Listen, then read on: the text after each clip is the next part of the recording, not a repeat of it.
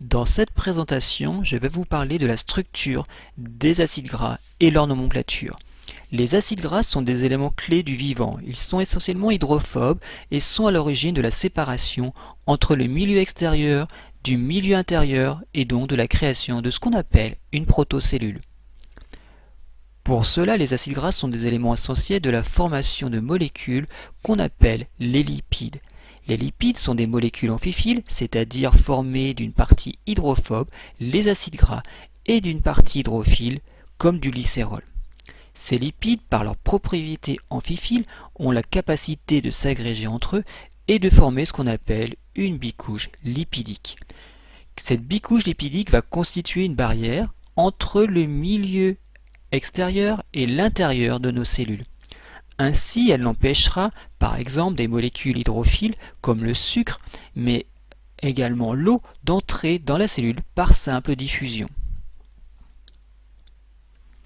Il faut savoir que certains de ces lipides, en plus de la fonction dans la création des membranes, sont des sources de stockage d'énergie, par exemple lorsque nous sommes à jeun. Enfin, ces lipides sont ce qu'on appelle les molécules de signalisation, c'est-à-dire qu'elles permettent de renseigner les cellules sur leur environnement. Bref, les acides gras sont impliqués dans plusieurs événements de la vie d'une cellule. La fonction d'un lipide va dépendre de la structure, mais avant tout de la nature des acides gras qui le composent. C'est pourquoi l'étude de la structure et des propriétés des acides gras est la première étape permettant de comprendre in fine comment les lipides permettent la formation d'une cellule ou alors servent de source d'énergie, voire être une molécule de signalisation. Les acides gras sont en fait de longues chaînes carbonées, se terminant par la présence d'une fonction carboxylique. Parmi les acides gras, il existe deux grands groupes. Les acides gras saturés qui ne présentent pas d'insaturation et les acides gras insaturés qui peuvent avoir une ou plusieurs insaturations. Il faut noter que l'absence ou la présence de ces insaturations donnera des fonctions spécifiques à ces acides gras.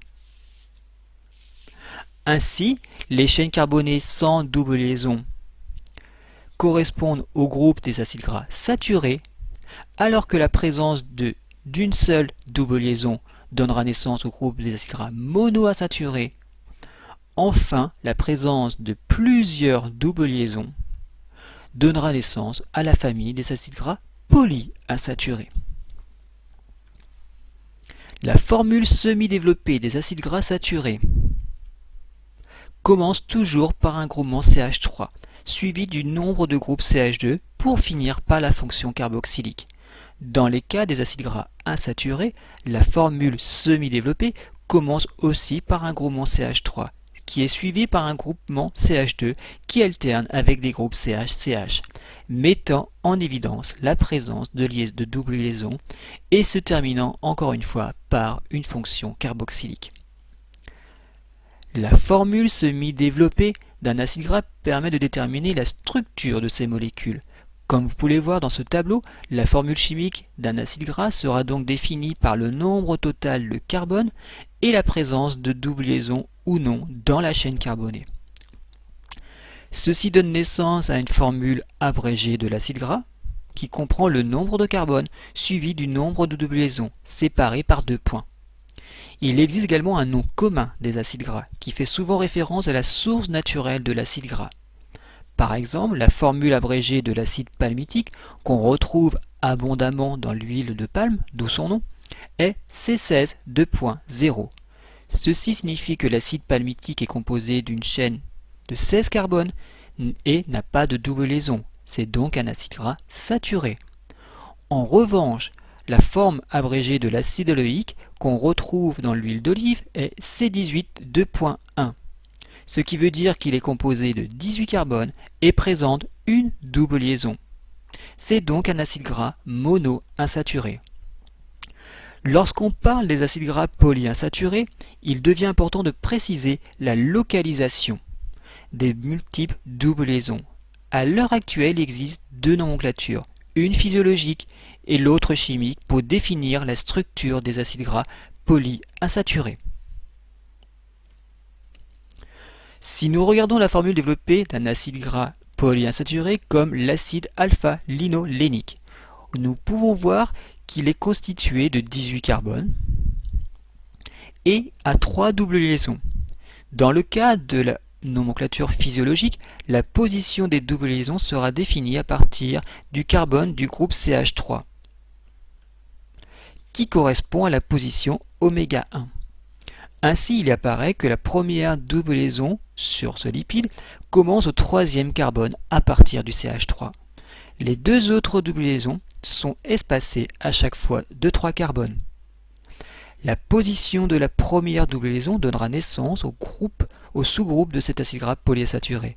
On l'appellera un oméga 3. L'acide alpha-linolénique aura donc pour formule abrégée C18.3 oméga 3. Il faut savoir qu'il existe deux sous-groupes d'acides gras polyinsaturés, les oméga 3 et les oméga 6. L'appartenance à tel ou tel groupe donnera des propriétés spécifiques à ces acides gras. Dans le cas de la nomenclature chimique, la position de la première double liaison sera déterminée cette fois-ci à partir du carbone de la fonction carboxylique. Ainsi, il apparaît que pour l'acide alpha-linolénique, la première double liaison commence au 9e carbone à partir de cette fonction carboxylique. Les deux autres doubles liaisons sont également espacées de 3 carbones. On parlera de position delta pour la localisation de ces doubles liaisons. Ainsi, l'acide alpha-linoléique aura pour formule abrégée C18.3 delta 9,12,15.